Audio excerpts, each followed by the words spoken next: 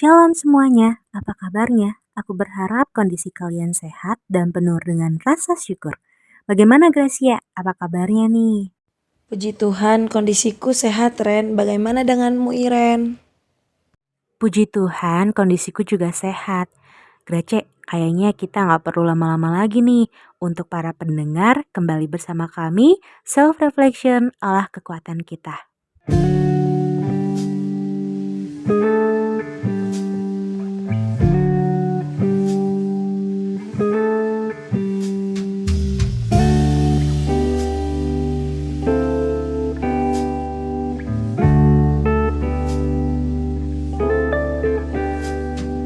Hanya Engkau, Juru Selamatku, Tuhan Kau setia padaku.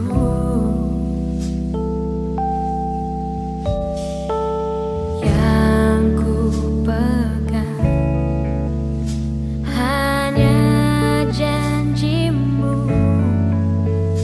Ku percayakan hidupku, ku sembah Kau Allahku,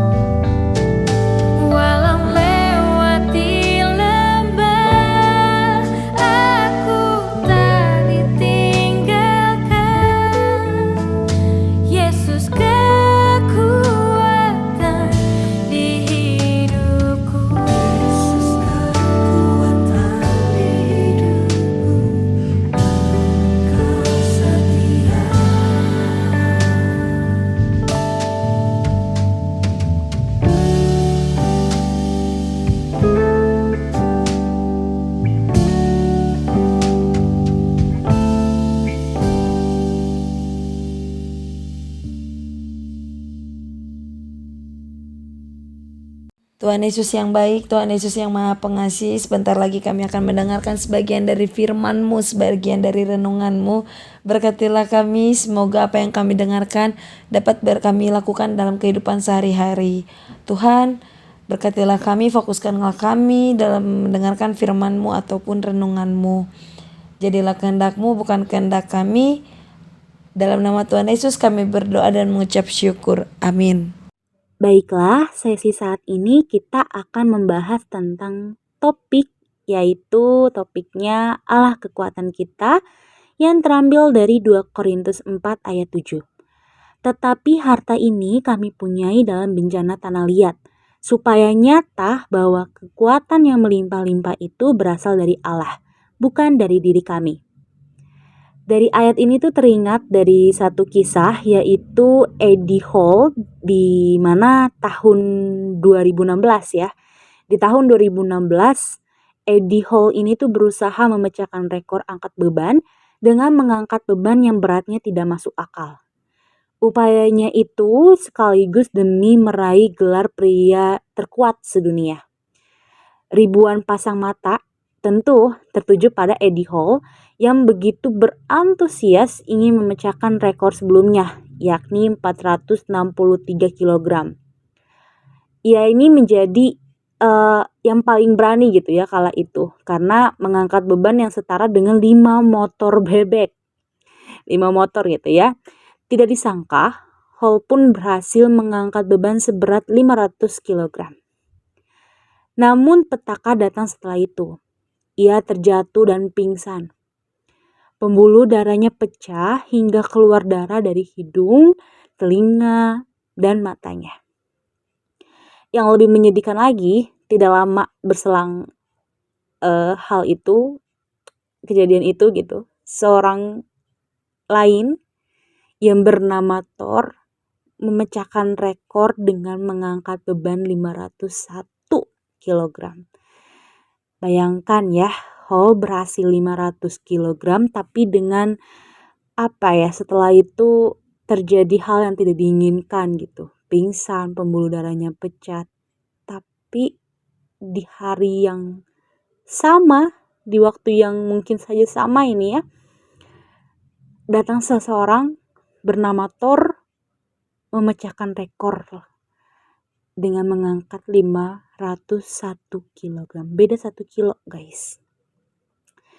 Kisah Eddie Hall ini menarik ya, memberi kita gambaran akan betapa terbatasnya kekuatan manusia. Seberapa keras perjuangan kita mengusahakan sesuatu dan hanya mengandalkan kekuatan kita sendiri. Seiring kali itu semua tidak bisa bertahan lama. Sama halnya dengan kisah dalam Alkitab, yaitu kisah Zimri. Zimri adalah panglima perang Israel di zaman Raja Ela. Zimri memberontak, membunuh Raja Ela, dan membinasakan seluruh keturunan raja. Lalu ia menahbiskan dirinya sebagai raja baru Israel. Namun saat ada panglima lain yang dinobatkan menjadi raja, Zimri langsung ciut nyalinya. Apalagi saat persaingan itu semakin kuat dan mulai mengepung kota. Zimri justru membakar istananya dan bunuh diri. Bagaimana mungkin semuanya itu terjadi? Ya pada dasarnya kekuatan dan kekuasaan manusia sangatlah terbatas. Tanpa kekuatan dari Tuhan, seseorang bisa saja melejit naik gitu ya.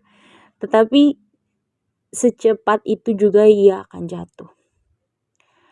Namun hari ini ada kabar baik dari Tuhan bagi kita semua. Tuhan akan memberikan kekuatan yang melimpah pada setiap orang, pada setiap kita. Kekuatan yang tanpa batas. Sebab Tuhan adalah Allah yang tidak terbatas. Kekuatan yang dijanjikannya akan membuat kita benar-benar kuat dan kokoh.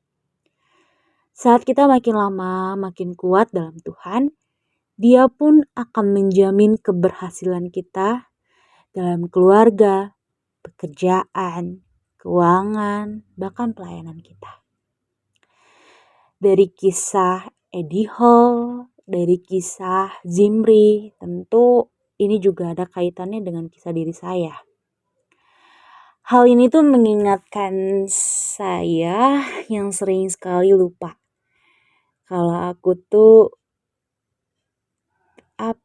tidak sendirian gitu. Kalau aku tuh mempunyai kekuatan yang tak terbatas. Dimana aku tuh memiliki Tuhan gitu. Suka lupa gitu kalau aku tuh memiliki Tuhan. Mengapa demikian? Ada suatu hari aku dipilih, kisahnya tentang organisasi gitu ya. Aku dipilih, dipercayai oleh salah satu teman untuk menjadi ketua atau penanggung jawab di bidang keuangan. Jujur aku awalnya aku menolak ya. Mengapa aku menolak tawaran ini? Karena aku merasa aku tidak kompeten di di di di ranah sana gitu. Aku tidak kompeten di ranah keuangan. Aku merasa kalau masih ada yang lain yang lebih bisa gitu. Tapi nggak tahu kenapa temanku ini tuh sangat percaya sekali kalau aku bisa. Jadi sebagai informasi tambahan ya, bidang ini tuh merupakan bidang yang baru banget dibentuk di jabatan temanku ini, di organisasi ini. Makanya aku semakin menolak karena bidang ini tuh baru. Jadi mau nggak mau kalau misalkan aku menerimanya, aku harus memulai dari awal banget. Tapi akhirnya aku menerima amanah tersebut gitu ya. Karena karena dia sangat percaya sama aku. Tapi satu hal yang harus kalian tahu, kalau waktu itu aku tuh jujur aja ya menerima amanahnya itu masih belum percaya, kayak merasa aku belum bisa gitu. Dan ada suatu hari ada kegiatan kayak sosialisasi gitulah, sosialisasi bidang ini. Dan jujur aku ingat sekali, aku menganggap enteng ya kegiatan sosialisasi ini. Karena memang aku sudah mempersiapkannya di awal. Tetapi satu hal yang aku lupa ialah benar-benar sebelum melakukan kegiatan tersebut aku lupa berdoa. Aku lupa meminta hikmat dan kebijaksanaan dari Tuhan. Dan alhasil kegiatan itu tidak sesuai dengan yang aku inginkan. Aku menangis, aku kecewa. Kecewanya itu kecewa sama diriku sendiri gitu. Kan dan aku tuh merasa tidak sanggup untuk melanjutkan sebagai ketua bidang ini. Apalagi aku semakin kayak dalam suasana hal yang sedih gitu, kecewa itu aku semakin teringat kalau aku tuh begitu bodohnya tidak meminta kekuatan kepadanya. Begitu bodohnya aku tidak berdoa terlebih dahulu karena aku kayak ngerasa mengandalkan persiapan aku yang di awal aja gitu. Hanya saja Tuhan itu baik ya kepadaku. Karena merasa menyesal, Tuhan mengirimkan melalui lingkungan sekitarku, aku didorong, aku diberi semangat kalau aku bisa melewati rintangan ini. Akhirnya diadakan lagi nih kegiatan sosialisasi, kemudian ada kegiatan-kegiatan yang berkaitan dengan bidang ini. Dan setiap melakukan kegiatan tersebut, dari belajar dari pengalaman, aku meminta kepada Tuhan. Aku berdoa untuk diberi hikmat dan kebijaksanaan serta kekuatan untuk dapat melewati kegiatan-kegiatan ini. Dan tentu saja rasa takut, rasa cemas itu mulai berkurang gitu ketika diri aku berdoa untuk meminta kekuatan itu. Tentu berkurang bukan berarti hilang ya. Tentu rasa takut untuk berbicara itu masih ada. Tapi aku selalu minta kepadanya untuk menenangkan diriku. Alhasil, aku berhasil. Aku melewati semuanya dengan baik atas kekuatan berkat dari Tuhan. Aku bisa memberikan pertanggungjawaban bidang ini, pertanggungjawaban diriku terhadap bidang ini, dan itu apresiasi lah untuk diriku. Ketika saya kecewa, ketika saya merasa takut, saya mendekatkan diri kepada Tuhan untuk biarkan diri aku tenang gitu. Dari kisah ini, aku belajar sungguh kekuatan dari Tuhan Yesus itu luar biasa. Jangan hanya mengandalkan diri sendiri, tetapi andalkanlah ikut memberikan kesempatan. Biarkan Tuhan mengikut campur kegiatan-kegiatan kita, aktivitas kita. Percaya bahwa Dia akan memberikan yang terbaik untuk kita. Nah, bagaimana tanggapanmu, Cek? Apakah ada kisah lain yang mungkin saja Grace mau ceritakan? Kisah yang sangat menarik ya Iren. Aku juga punya pengalaman dalam pribadiku. Saat itu aku sedang banyak dilanda masalah. Hingga aku merasa menyerah bahwa aku tidak bisa melewati masalah tersebut. Namun saya yakin dan saya percaya bahwa dengan adanya Tuhan Yesus, di samping saya menemani, saya bisa melewati masalah-masalah tersebut. Hingga akhirnya saya bisa melewati masalah tersebut satu demi persatu hingga selesai.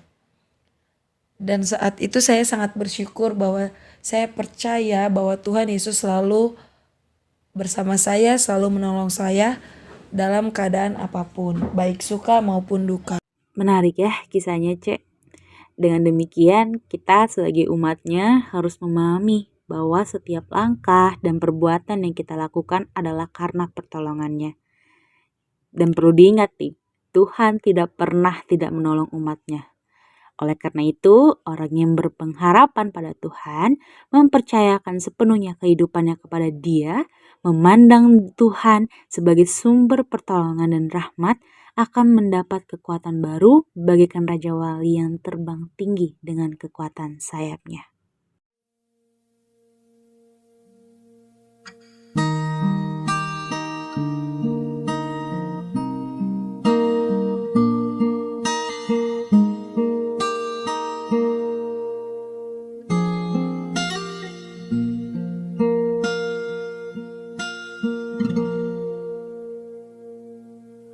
Hanya kepadanya ku kan berlari di saat ku bimbang dalam hidupku. Yang aku percaya dalam hadiratnya ada kekuatan yang baru. Ku melangkah dalam tekanan, badai pencobaan datang menghadang, dan aku percaya dalam hadiratnya ada kekuatan yang baru. Ku kan terbang tinggi bagai Raja Wali di atas segala persoalan hidupku. Dan aku percaya saat ku bersama Dia, tiada yang mustahil bagi Dia.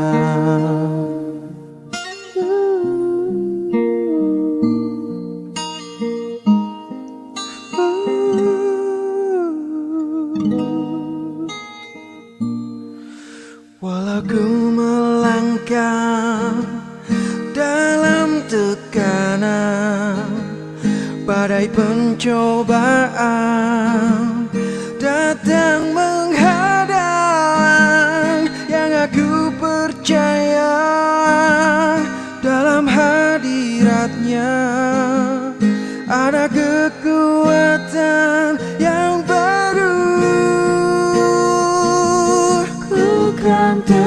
terbang tinggi bagai raja wali di atas segala persoalan hidupku.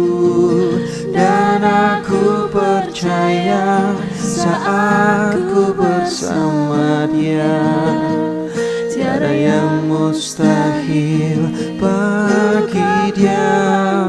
Oh, bagai raja wali di atas segala persoalan hidupku.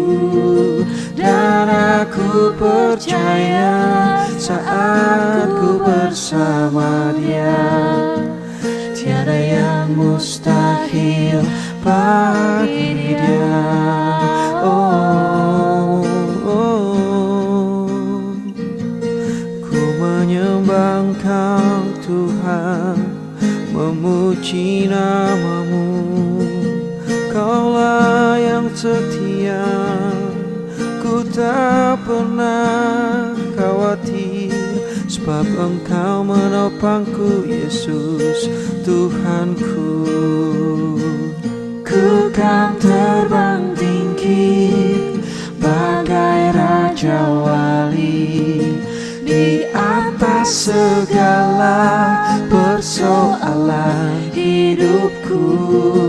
Dan aku percaya saat ku bersama Dia, tiada yang mustahil bagi Dia. Oh, raja wali di atas segala persoalan hidupku.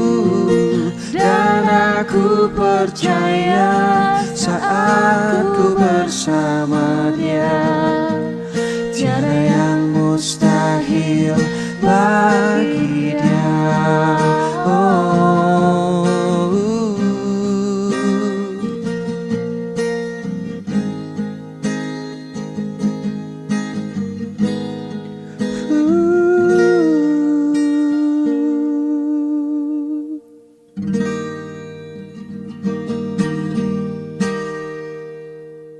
Tuhan Yesus yang baik, Tuhan Yesus yang Maha Pengasih, tadi kami sudah mendengarkan sebagian dari firman-Mu, sebagian dari renungan-Mu. Tuhan, berkatilah kami, semoga kami dapat menerapkannya dalam kehidupan kami sehari-hari.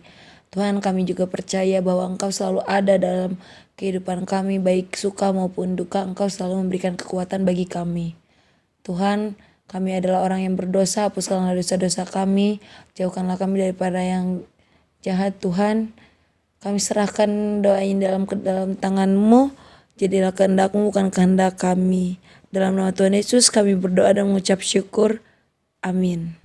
Terima kasih untuk kalian yang mendengarkan podcast kami. Kiranya Tuhan Yesus memberkati kita semua. See you the next self-reflection.